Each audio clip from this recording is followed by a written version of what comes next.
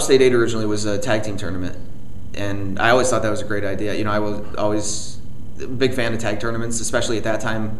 When was that? 2004, I think was the first one. So at that time, you know, there's a lot of good tag teams around on the indie scene.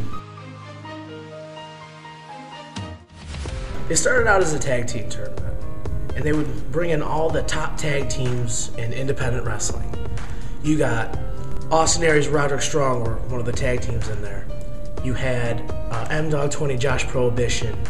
You had Cole Cabana and Brody Lee, which was an odd combination, but it was entertaining.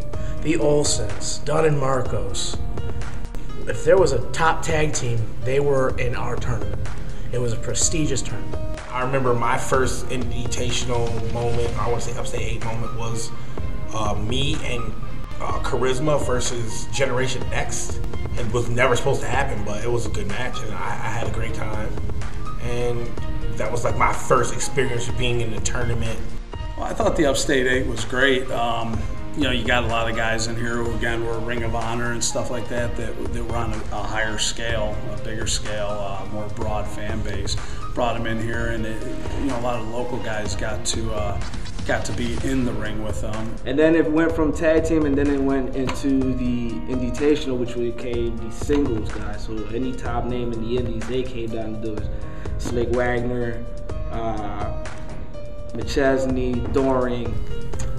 The Super Smash Brothers were here, but they didn't tag. They were part of the Indytational, and they wrestled different people, and that was really cool because they were starting to really blow up at the time.